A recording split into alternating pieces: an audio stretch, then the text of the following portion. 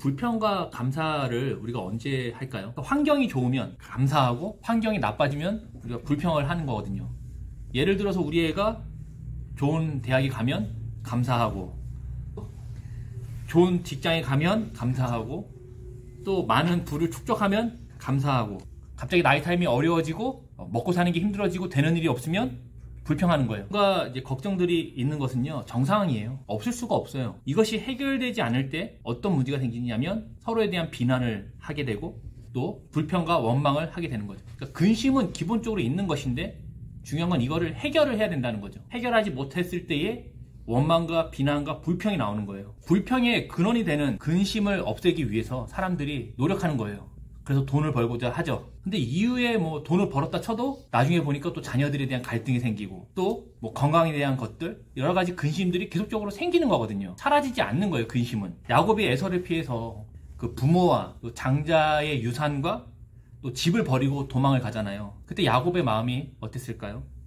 저번 시간 우리 나눈 것처럼 해가 지고 있는 환경이거든요. 도와줄 사람이 없어서 길바닥에서 돌을 베고 잠을 잘 수밖에 없었어요. 근데 야곱이 거기서 자면서 막 할렐루야, 감사하라 그랬으니까 감사해야겠다. 하나님 오늘도 길바닥에서 돌을 베고 잘 수 있어서 감사합니다 라고 말하지 않았을 거라는 거예요. 아마도 육두문자로 날리지 않았을까요? 아, 이게 뭐야, 막 이렇게 말이죠. 처음에는 아마도 앞으로의 일들을 근심했겠죠. 아, 내가 어떡하지? 앞으로 어떻게 되지? 나 지금 살 수 있는 건가? 그러고 나서 이후에는 아마 후회했을 거예요. 아, 내가 그때 장자권이나 축복권을 속이지 말걸. 그냥 집에서 그냥 살걸. 그러고 나서는 나중에는 원망을 했겠죠. 누굴 원망했을까요? 나를 보호해주지 못한 엄마와 아빠를 원망했겠죠. 그리고 당연히 자기를 죽이려고 했던 에서를 원망했겠죠. 아, 굳이 그게 뭐라고 나까지 이렇게 죽이려고 하나. 너무 야박한 거 아니야? 한 배에서 같이 태어났는데? 어릴 때 같이 컸는데? 우리도 그러지. 모세오경의 첫 번째 독자였던 이들은 출애굽을 한 이스라엘이었잖아요. 이스라엘 사람들이 근심하고 걱정을 하고 있는 거예요. 그들이 뭘 근심하고 걱정했을까요? 마실 물과 먹을 것이 없다는 거예요. 애굽의 군대가 우리 쫓아온다는 거예요. 그리고 우리는 그 가나안 땅에 들어갈 수 있냐 없냐를 걱정하는 거고, 또 도착하고 나서는 뭘 걱정하죠? 그들은 강한 군대인데 우리는 뭐다? 메뚜기 같다는 걸 걱정하는 거예요. 이런 근심과 걱정은 당연히 뭐로 나오죠? 하나님을 향한 불평으로 나오는 거예요. 하나님을 향한 불평을 누구에게 쏟냐면 모세에게 쏟거든요. 그래서 모세를 죽이려고 그래요. 그리고 모세를 죽이고 아론을 어떤 지도자로 삼고자 막 바꾸려고 하거든요. 쿠데타를 일으키는 거죠. 자, 출애굽기 14장 10절에서 12절 한번 읽어주세요. 바로가 가까이 올 때에 이스라엘 자손이 눈을 들어본즉 애굽 사람들이 자기들 뒤에 이른지라. 이스라엘 자손이 심히 두려워하여 여호와께 부르짖고 그들이 또 모세에게 이르되 애굽에 매장지가 없어서 당신이 우리를 이끌어내어 이 광야에서 죽게 하느냐. 어찌하여 당신이 우리를 애굽에서 이끌어내어 우리에게 이같이 하느냐. 우리가 애굽에서 당신에게 이른 말이 이것이 아니냐. 이르기를 우리를 내버려 두라. 우리가 애굽 사람을 섬길 것이라 하지 아니하더냐. 애굽 사람을 섬기는 것이 광야에서 죽는 것보다 낫겠노라. 그렇죠. 노예로 사는 게 죽는 것보다 낫다라고 얘기를 하는 거예요. 너 때문이라고 지금 불평하는 거죠. 노예였던 이스라엘이 출애굽이 가능했던 이유가 뭐죠? 그들이 전쟁을 해서 이겼나요? 그들이 아니면 뭐 엄청난 실력으로 도망친 것도 아니죠. 하나님이 다 하신 거잖아요. 10가지 재앙을 통해서 이스라엘이 출애굽을 했단 말이에요. 근데 문제는 뭐냐면 나올 땐 좋았을 거예요. 아, 우리가 드디어 자유자가 됐다. 드디어 우리가 약속의 땅을 얻는다. 모세가 그렇게 얘기했다. 하나님이 우리를 기억하신다고 하더라. 우리가 그분의 백성이라고 얘기를 하더라. 우리가 바라오의 백성이 아니라고 하더라. 엄청 기분 좋게 나왔는데 뭐가 있냐면 홍해 앞에서 길이 끊어진 거예요. 아, 길이 있어야 될 거 아니에요. 근데 보니까 뒤에는 애굽의 군대가 쫓아오는 거예요. 앞에는 홍해가 가로막고 있고, 그럼 둘 중 하나예요. 물에 빠져 죽든지 칼에 맞아 죽든지. 그러니까 당연히 우리가 여기서 죽을 바에는 애굽에서 노예 생활을 하던 게 낫다라고 화가 난 거죠. 뭐하러 우리를 끄집어냈냐는 거예요. 이집트에는 무덤이 없냐? 앞날에 대한 근심이 지금 원망과 불평으로 바뀌는 겁니다. 마치 야곱이 집을 떠나 생존의 위험 가운데에 두려워하고 근심하는 것처럼 출애굽을 한 이스라엘 역시 생존의 위험 가운데에 근심하고 두려워하는 거예요. 왜냐하면 자기를 보호하는 집과 가정을, 부모를 떠났으니까. 이스라엘도 보면 다 버린 거잖아요. 어쨌든 노예로 살았지만 거기에 집도 있고 거기에 먹을 것도 있었는데 나온 거잖아요. 그래서 이스라엘은 광야 생활 내내 불평합니다. 한번 민수기 11장 4절 6절 한번 읽어주시겠어요? 그들 중에 섞여 사는 다른 인종들이 탐욕을 품음에 이스라엘 자손도 다시 울며 이르되 누가 우리에게 고기를 주어 먹게 하랴.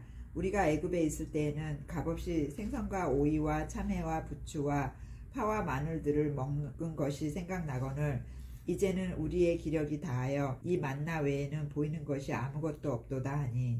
지금 이게 민수기예요. 이미 하나님의 함께 하심으로 홍해를 건너는 걸 봤어요. 그리고 반석에서 물이 나오는 것도 봤어요. 그리고 매일 아침마다 먹을 것이 바닥에 깔려있는 것도 봤어요. 근데 계속해서 불평하는 이스라엘이 이제는 울면서 이집트의 생활을 그리워하는 거예요. 불평을, 그들이 이집트에서 왜 나왔어요? 그들이 이집트에서 생활이 너무 괴로워서 울며 부르짖어서 나온 거거든요. 근데 이들이 이제는 근심 때문에, 삶에 대한 근심과 두려움 때문에 울며 또 부르짖고 있는 거예요. 이집트에서 이스라엘은 신분이 뭐였죠? 노예였거든요. 그들이 노동자가 아니었어요. 노예였단 말이에요. 그들이 값없이 생선과 오이와 향신료를 받았을 리가 없거든요. 혹독한 생활 때문에 맨날 울부짖을 정도의 생활을 했으니까요. 근데 광야의 생활에 너무 힘드니까 그 불평 때문에 기억에 왜곡을 갖고 오는 겁니다. 지금 내가 이렇게 살지만 예전에 뭐 했다? 잘 나갔다는 거예요. 사실 잘 안 나갔거든요. 내가 한국에서는 정말 장난 아니었다. 무슨 대학에 나오고 뭐 의사도 하고 그랬다. 하지만 사실 장난이었거든요. 그러니까 잘 나가지 않았다는 거. 근데 현실의 생활이 불편하고 불평이 생기니까 뭐냐면 과거에 대해서 좋았던 게 생각납니다. 이집트에서 노예로 고생한 것이 아니라 가끔 생선도 먹고 향신료 가끔 먹었겠죠. 그런데 마치 그것을 계속 먹은 것처럼 생각하는, 노예였던 걸 잊어버리는 거죠. 도망을 한 야곱이나 출애굽을 한 이스라엘이 근심하고 불평할 수밖에 없었던 이유가 대체 뭘까요? 소망이 없는 거예요. 만약에 지금의 내가 어렵게 생활하는 것이 나중에 뭔가 보장된 것이 있다고 생각한다면 불평하지 않겠죠. 왜냐하면 이것은 필요한 과정이니까. 이 시간을 통해서 하나님이 우리에게 자유를 주시고 또 우리를 하나님의 백성으로 만들어 가시고 가나안 땅에 정착할 것이라는 믿음과 소망이 없다 보니까 미래를 근심하고 현재를 불평하고 과거의 생활을 그리워하는 것이 당연합니다. 이런 사람들은 현재가 없어요. 항상 미래의 근심과 현재의 불만과 과거의 그리움을 갖고 사는 거죠.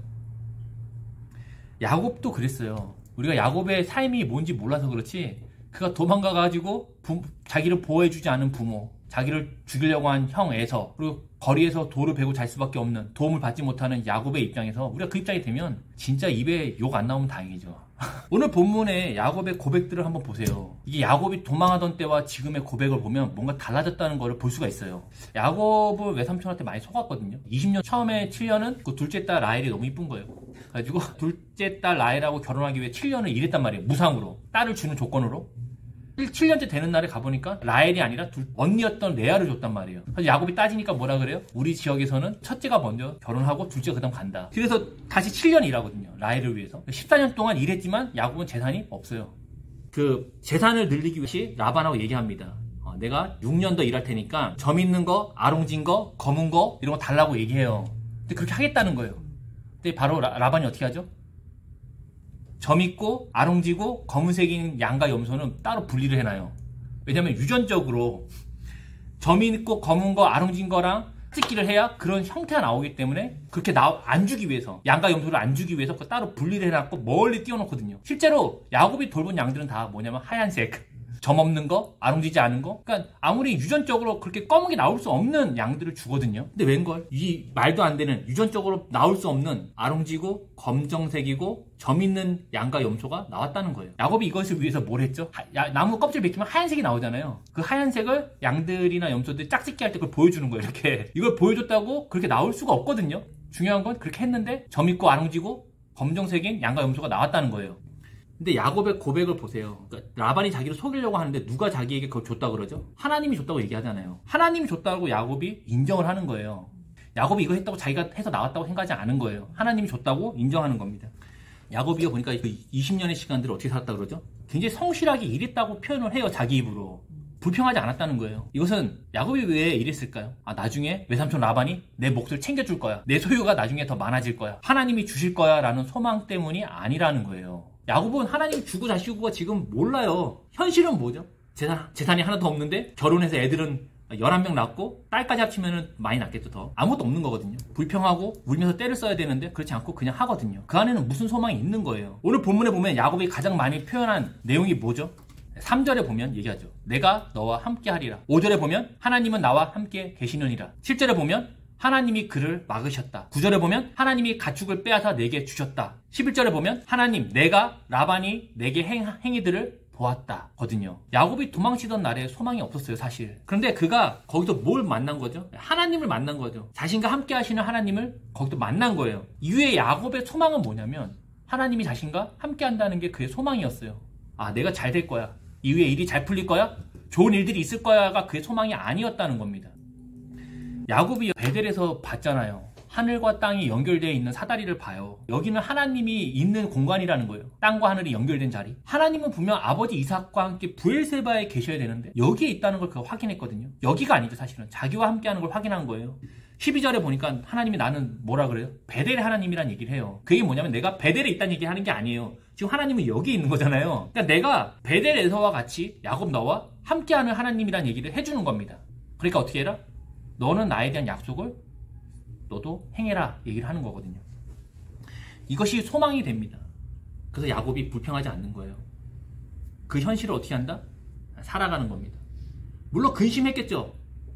라반의 얼굴이 바뀐 걸 근심하고 10번의 품삯을 속일 때도 근심하고 10번이나 당했다는 거는 그 마음 가운데 항상 근심한 거거든요. 다음에 주겠지. 다음에 주겠지. 10번이라는 얘기는 10번 딱 얘기하는 게 아니고 엄청 많이 속였다는 얘기를 하는 거예요. 또 고향에 갈 수 있을까? 근심했겠죠, 분명. 근심을 하는 거는 정상이에요. 나쁜 게 아니거든요.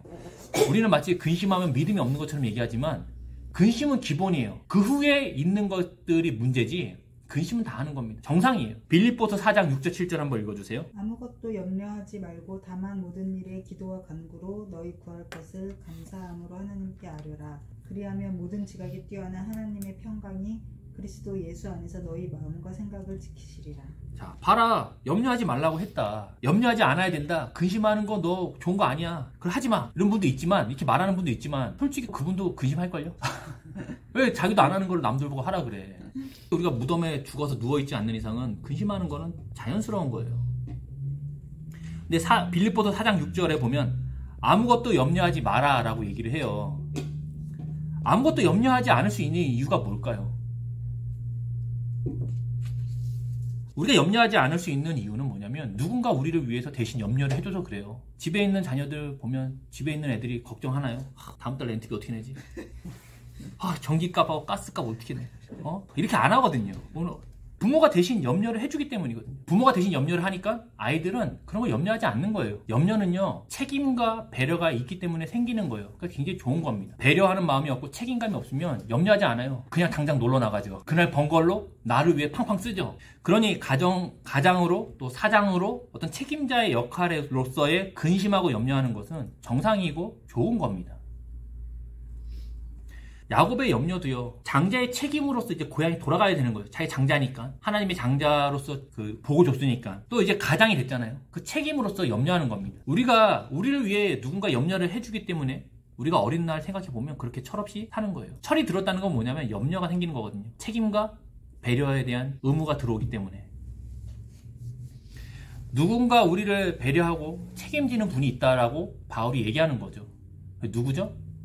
하나님이라는 얘기를 합니다. 야곱의 고백을 보시면 딱 그 얘기가 나오잖아요. 자기와 함께하는 분이 누구다? 하나님이 함께하셔서 근심은 했지만 하나님께 맡겨드리는 겁니다. 우리가 염려하지 말고 하나님께 어떻게 해라?